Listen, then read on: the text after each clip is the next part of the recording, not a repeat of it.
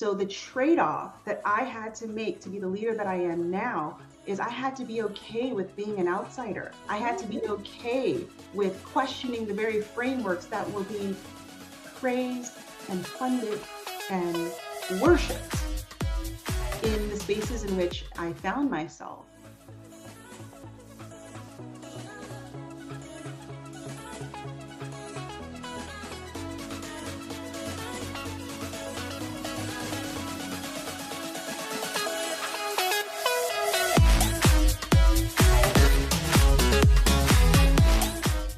Hello, friends, and welcome to Iconic Leadership Podcast. I'm your host, Chaitra Vedalapalli, President of Women in Cloud.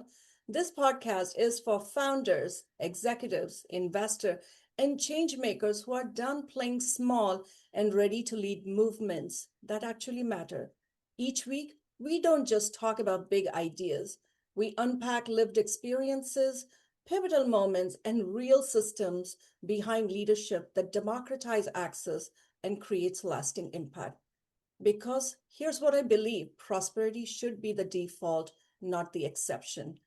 Together, we are here to democratize intelligence, elevate how you lead, and shape the next 50 years of inclusive innovation. So today, I'm joined by LaShunte Portrey, CEO and co-founder of CollectiveLogik. And if you care about transforming organizations from survival mode to true stewardship, this conversation is for you. LaShunte is a catalyst for change and an inspiration in how we think about systems, leadership, and access. She helps organizations implement transformation practices that make technology adoption actually work for people, not just the processes.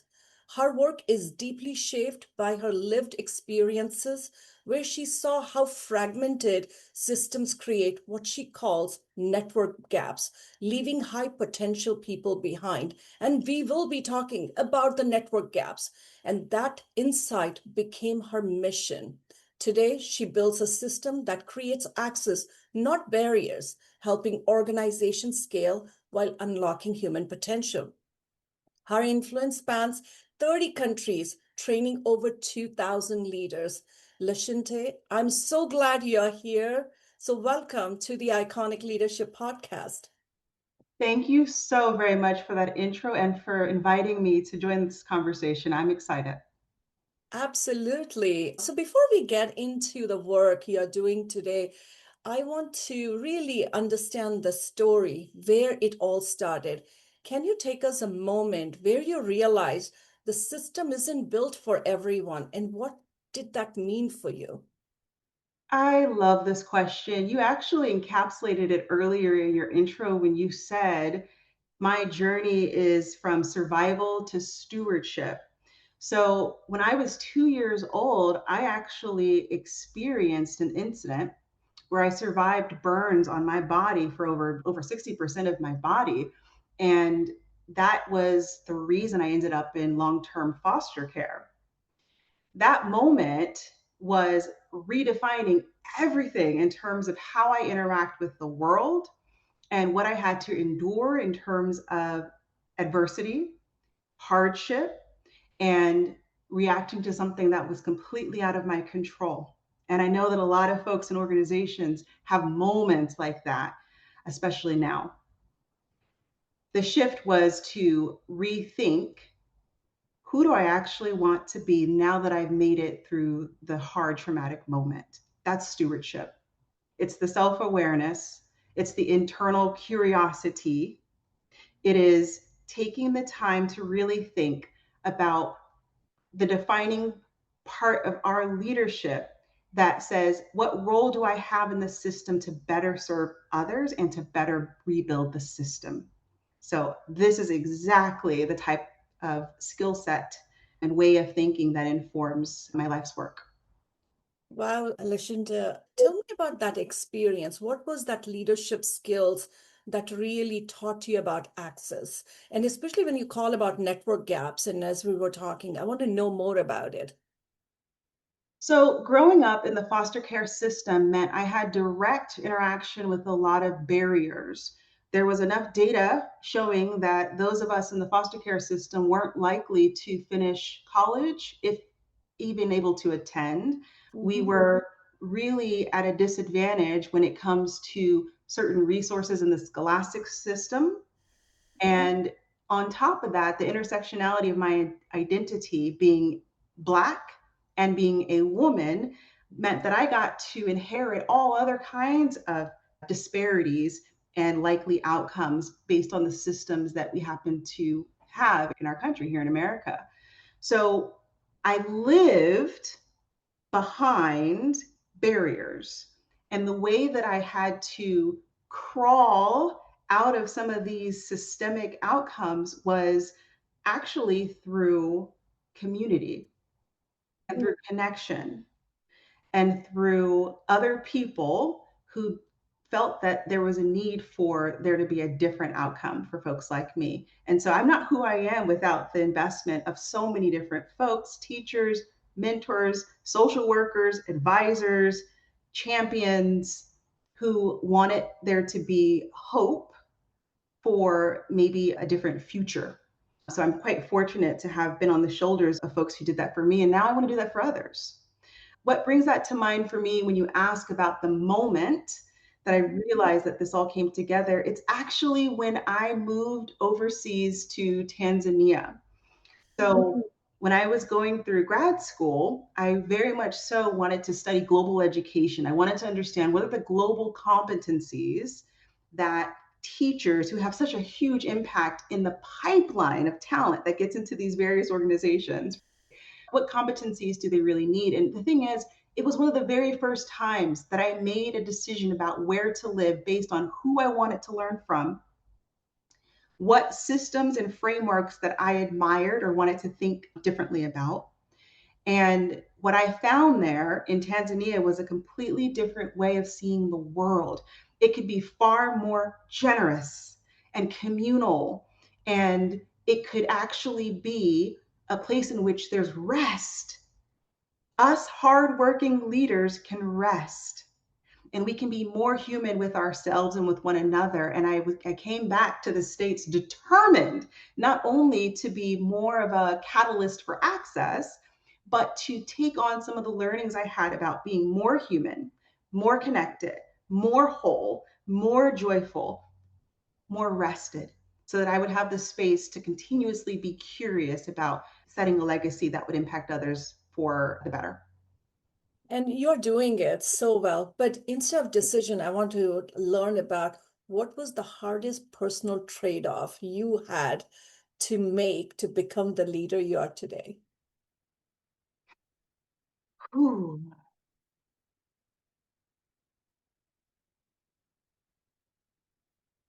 The idea of leadership fits a particular status quo. It comes with an image, it comes with a title, it comes with a certain assumed level of power, it comes with approved of behaviors that aren't necessarily helpful, it comes with belief systems that don't necessarily live in a space of inclusion. So the trade-off that I had to make to be the leader that I am now is I had to be okay with being an outsider. I had to be okay with questioning the very frameworks that were being praised and funded and worshiped in the spaces in which I found myself. I had to be okay with not necessarily having the best performance review by those standards. I had to reinvent the rules. And that cost me something, meaning that there was a certain grief and a certain disabusing myself of falsehood that meant I was no longer in close community with folks that didn't have that alignment in terms of values because I needed to become more of the person I desired to be. And that required a different framework, an ecosystem.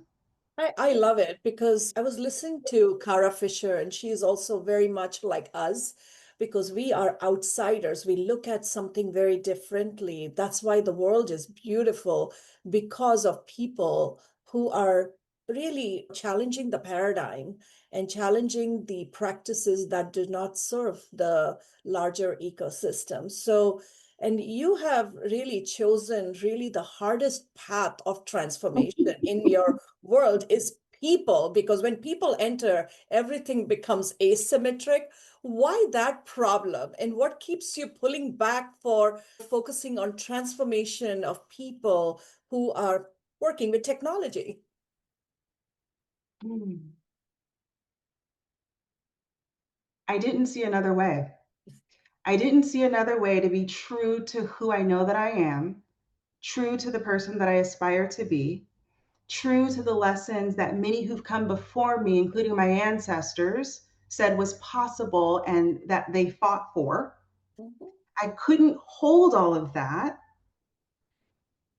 and choose a different path because I carried a truth and a position and a gifting and a talent and an insight that gave me the invitation and opportunity to do something meaningful. Life is short. And I wanted to live on purpose. That's the real. And so, what you're describing as me choosing the hardest thing, this was the most obvious way to serve because transformation moves through people. And my idea of a beautiful life that I want to lead, that I'm most proud of, that I want to continue to learn about, right? Because it's a growth mindset. I haven't figured it all out. But for that to happen, I need to be in the room. I need to be in the trenches. I need to be alongside the leaders who have the high stakes decisions that they have to make. And I need to find ways to continue to practice pulling them through because this is how I want to live. I love it because living on purpose is better than having no purpose, right? So you're doing everything in the right direction. I want to really understand because you work with a lot of organizations who are trying to transform. So when you walk into these organizations, what frustrates you the most? Okay, that's a good question. Can I want to talk a little bit about how I even got into transformation work. So Yes.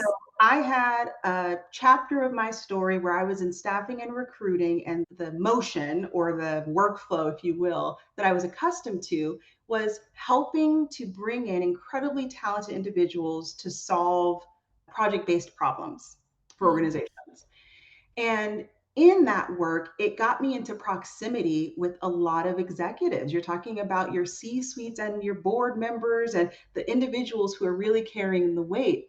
And what was frustrating to me was that I could see what they carried, how they carried it, the way, the lens through which they saw what was going on. And I was not in a position to be able to address it directly.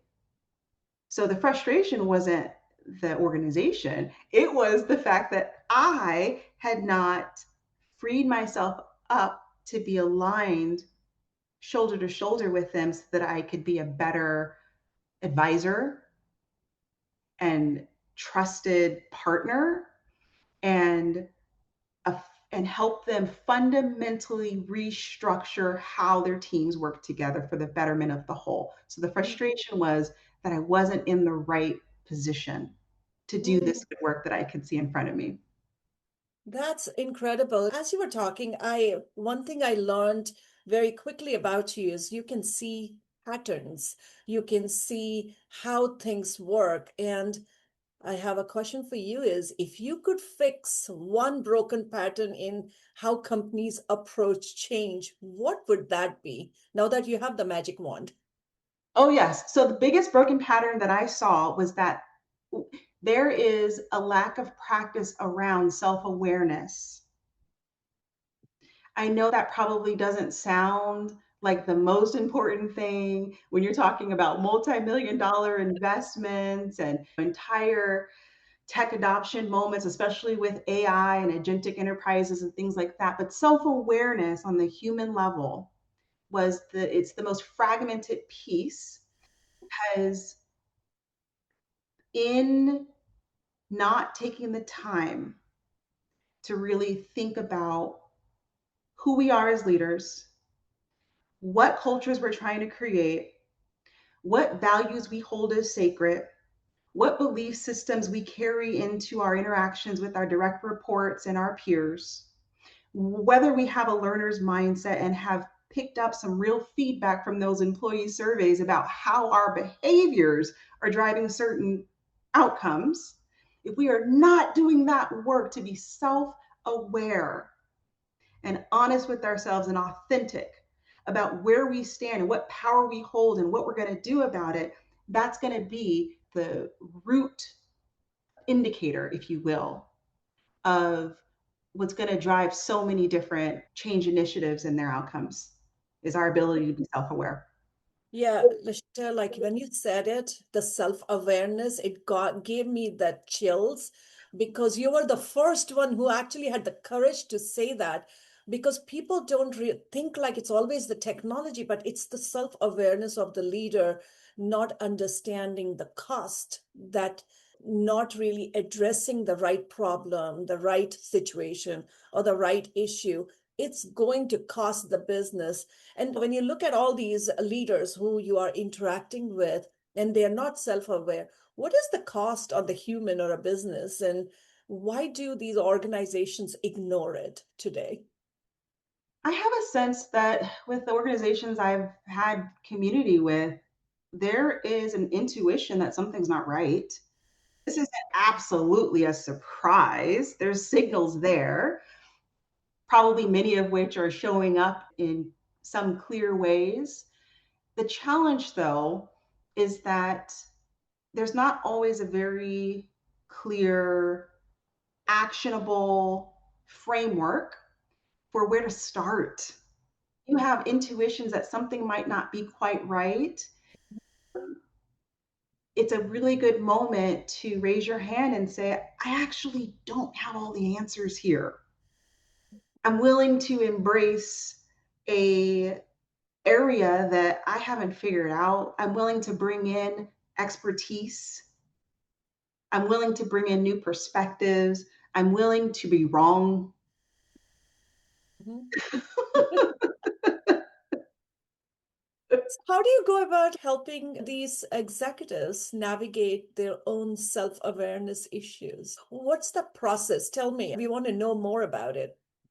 So, one of the ways that is most valuable to work with organizations is to really do a diagnostic assessment of their unique ecosystem. So this is not one of those rinse and repeat moments where you take what you learn from one client and you just slap it onto another. Instead, it's inviting a real, authentic, custom conversation with a methodology, of course, but it's saying, where are you and your team and your success metrics and your specific outcomes that you're pursuing? And where are you having some friction, especially around tech adoption, and thinking about ways to surface a relevant roadmap as a better starting place because it's accurate for where they are. One of the ways we talk about it is helping people put on the right glasses with their prescription so they Mm-hmm. can see. So bringing clarity into the Yes. organization as a step one. We always start there. Let's do an evaluation. Let's let's work hand in hand to co-author a solution as well. They should be so lucky that you're next to them, helping them get the right prescription to see the own situation. Because once you're self-aware, the transformation is very fast. And people don't realize that one, right? And as you're leading transformation across the industries and building the center of excellence and training the leaders globally, when you look at all your work, Lashinta, what impact are you proud of? I have to rewind a little bit here because you just said something that is so important. You use the phrase center of excellence. Yes. And one of the things in the work of transformation is that a center of excellence represents a way of creating a certain governance around the work. Mhm. But as part of that, you need to really understand some of the invisible labor and costs that are associated with that. We need to talk about that. Yes. We need to talk about the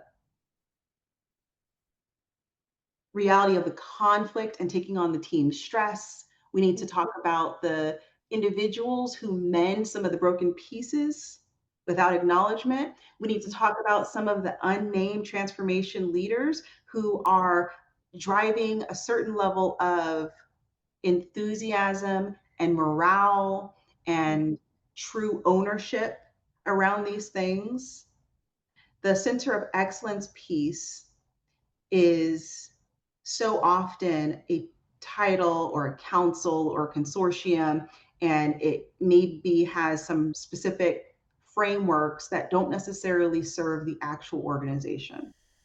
And that is sometimes can be a space of perpetuating invisible labor, and more often than not, on those of us women in these places. This is a real observation.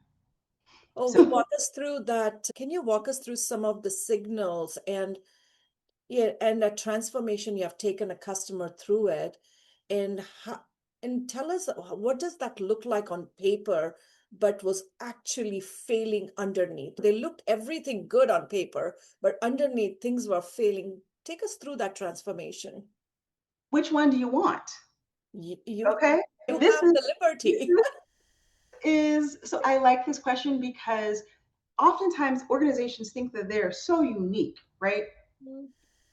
It just so happens that we're in this place of crisis and we've received a set of recommendations or a roadmap or certain actionable outputs that we should prioritize, and it's not working. It has stalled. There is a real adoption gap. There is a real transformation gap. There's a real morale gap within our employee feedback and things like that. More often than not, the signals are always there. So one of the things that I've noticed is there's a gap between strategy and execution, and no one can see it. Mm, The operating system itself that takes an organization from where they are now to where they're trying to go and what they're wanting to accomplish requires an entire methodology across their people, process, technology. And sometimes we don't slow down enough to actually ensure that's built up and stood up in a real way. And it mhm, requires open feedback loops. It requires getting in the room with your teams and thinking about their actual day-to-day workflows. It requires accountability. It mhm. requires hard conversations. That would be one of the most prominent signals. Wow. So, what does that? You talked about invisible labor a couple of times. Now, as a leader going through this transformation, what does that invisible labor look behind the work itself, but people don't talk about it? Let's say I'm self aware, I am ready for a transformation, but what is the labor I need to go through? Because no one educates the leadership as well as the people who are going through the change. So if you can take me through that journey, that would be fantastic. A lot of what we want to do in leadership, we expect to happen instantly. We Mm, want to press a button, read an article, listen to a podcast, and then we know everything we need to know to be absolute champions. But mm, here's the reality: the work of understanding the invisible labor within yourself and within your team requires showing up and doing the work consistently. It is a journey. It mhm, is an invitation to reframe how you interact with your professional identity, mm, questioning your professional identity. Sometimes the invisible labor, we don't even have the language to name it yet. mhm. And that's a little bit of why I appreciate the model of having a community approach to these things. Leadership does not have to be on an island. You do not need to lead in isolation. And the benefit is that some of the things that are blind spots to you can be made known in a communal ecosystem. What does that emotional weight looks like for someone responsible for guiding organization through uncertainty? Is it stress? Is it pressure? Is it budget? What does that look like? So, pressures that I have seen Yeah. that at least make it to the surface are they're really about not wanting to fail, being Mhm, afraid of not having the answers, It's not a lack of resources or tools, and more often than not, there's plenty of budget. Yep. But some of the blockers that I have seen in terms of the weight and the pressure is we can't, we haven't found a way to just really be honest with ourselves and honest with each other about what it costs. What does Mm-hmm. it actually cost to Mm-hmm. create the structure, governance, and environment that's needed to Mm-hmm. drive this forward? And are we willing to be uncomfortable? Are we willing to be uncomfortable in the messy middle? The other thing I wanted to say is that sometimes we approach change as leaders as though it's a one time fix. We think, okay, if I bring in this initiative and this crew to guide us through, as soon as we reach that deliverable or that particular deadline, we're finally in a place where we're not constantly in motion and adapting around change. That is not helpful, right? The truth is that change is constant. What are the practices around agility and adaptability and a very clear openness to continuing to learn within yourself, within your teams, within your organization, and within your company so that you can be resilient? Mm-hmm. Because more change is on the way, I promise you that. And the pressures that you hold today will not suddenly disappear. You're just going to have different pressures.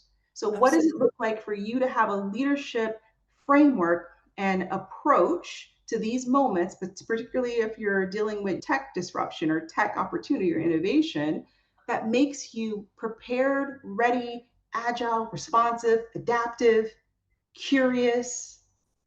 What's required to make that happen? That's the differentiator. Those are the folks who can get beyond the pressure and get to a place of being confident, Mm-hmm. truly confident that whatever it is that we're going to face, they trust themselves and they build that trust internally that they know that they're going to figure out a way and the right competencies to be able to face it. Oh, wow. That you said it so well. And I want to share an example with you because we were doing a technology transformation. It was an information infrastructure for the sales organization from the old portal of all these information they had to a new portal so that they could find everything. And the technology was fine, the governance was fine, everything, but it was in a communication email. And we got stuck. Whose name will come first? Who's going to send that memo to the entire company? And that took over 6 weeks to figure out whose name has to be there. And at the end, I said, you know what? If you want to own the responsibility and please go. It's a collective work for the whole company. But the emotional weight of who actually gets the right credit, who gets to own the risk, who gets to navigate and be in front of an executive. Those are the ones we saw in the transformation, which we had never thought we had to manage. And I think you probably are seeing these kind of communication and egos and information that they stand out, and the leaders have to really self-reflect. What is the intent? Why am I acting up like that? What am I trying to do? Are you seeing something like that in these transformations? We're going to talk about something I was hoping to avoid, but you made it so clear that we have to get into it, which is we are human beings and we are complicated.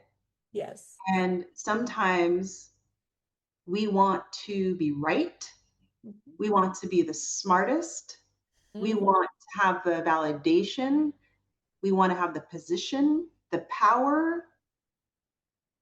These are the realities of being a human being, right? So I'm Absolutely. not surprised at all by your example because, and this is funny because you said before, choosing to be in this type of work with human beings, we have to figure out a way to be honest with this. And sometimes you can't be honest in places of your current corporate infrastructure.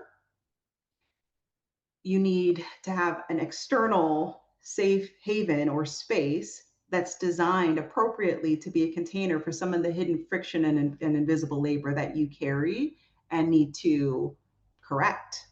Absolutely. and some of the behaviors that might be like, contributing to that. I really like what you said because we do a bunch of different workshops, and the workshops will surface some things, but then you have the conversations after the workshops, and you get to hear what different people gravitated toward, what they took away, what created some heat or spiciness or tension. You get to understand the true cultural reward systems and values of that organization in a way that maybe a survey wouldn't be able to accomplish. Absolutely. So when you look at your work today, what impact are you most proud of? I know you dodged that question, so I want to come back to I it. sure did. Oh, okay. So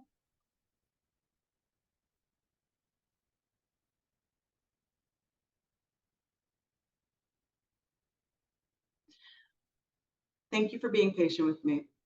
This is an important question.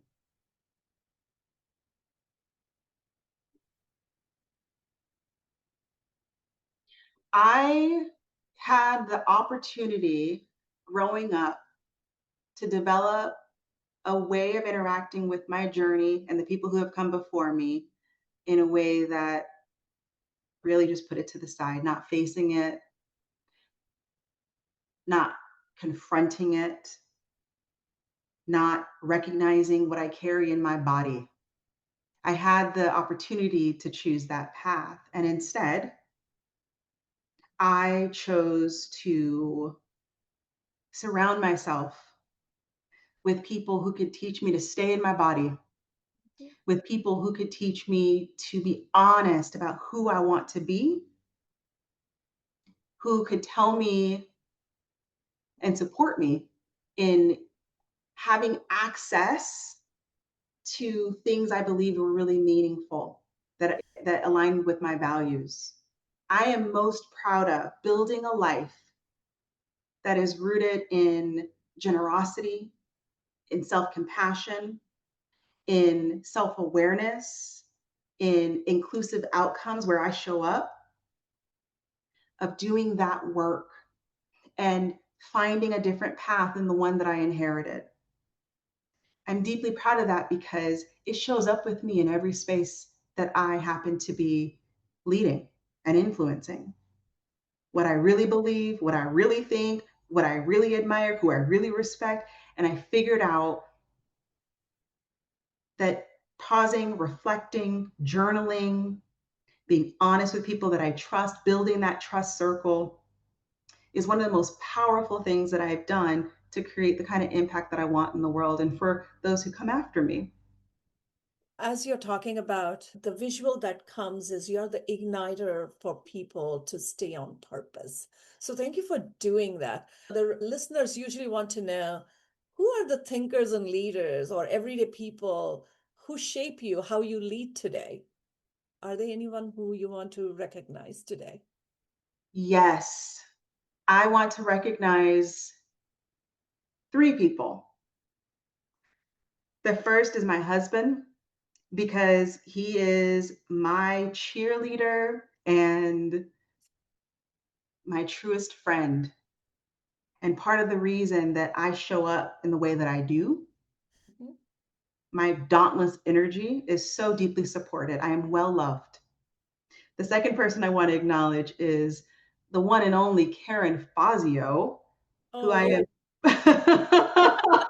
like I am so fortunate to glean from her wisdom. One of the things, the qualities that she has that I carry with me every day is she is so quick to see the human in others. And I absolutely love that about her.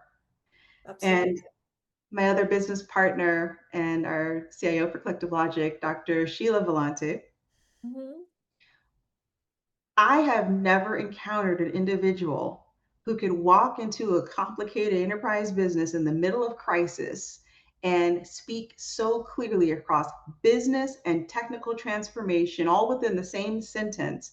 And for the folks in that room to be so motivated that they are, without a doubt, they are able to accelerate their initiatives based on her expertise and her word. It is powerful to witness that in her.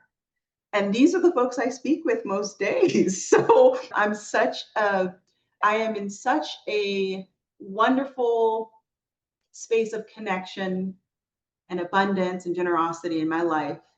And I'm deeply grateful for who I'm becoming each day. Amazing. As you were talking, it's the blessings from the universe. And I always say is when you are blessed with great people around you, you have done some amazing work on the planet. So congratulations for having amazing people around you. Is there a book or a movie that has deeply changed your leadership? I can't think of one right now, but I'll probably think about it all night. I'll be like, wait, a book or a movie? Because I love books and movies. That's why I keep asking people, what's the book or a movie that deeply resonates with the work you do? As you were talking, the first movie that came in my mind was Inside Out. It was one of I the, love that movie. Okay, but Inside Out is actually it's a great movie.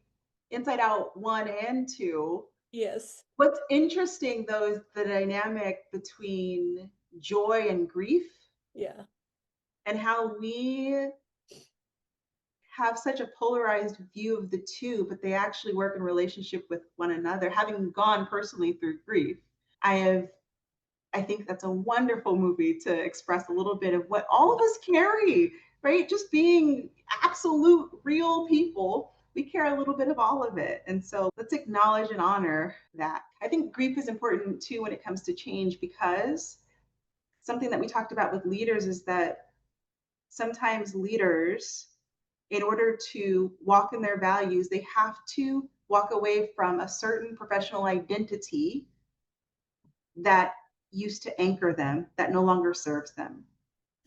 And there's a grief that comes with that in order to reach the heights, if you will, of the joy of alignment. it looks like we need Inside Out 3.0 just to bring those two together. Again, LaShunte, it's been really fun to know you personally. And I want to take a moment to pause. And we talked about the origin, the systems, the legacy. Is there a question I should have asked you, but I didn't ask you? Yes. The question you did not ask me is when I would like to come out to Seattle so we can have dinner together. When are you coming to Seattle? Anytime. I would love to be there. Hopefully, the universe arranges it so that we can be in the same space. Amazing, amazing. When you think about iconic leadership, what does that mean to you? So, when I read about iconic leadership, I thought a lot about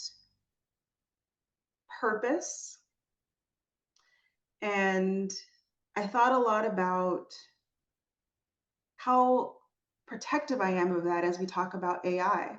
So it immediately spoke to how I see the world. I also thought about the fact that iconic leadership isn't necessarily about me or individuals. It is about how our learnings and reflections and behaviors and frameworks really redefine the world around us.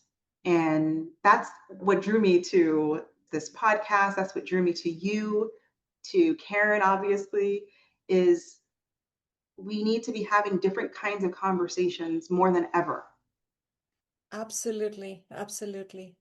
Again, thank you for sharing the stories and the real work behind change leadership.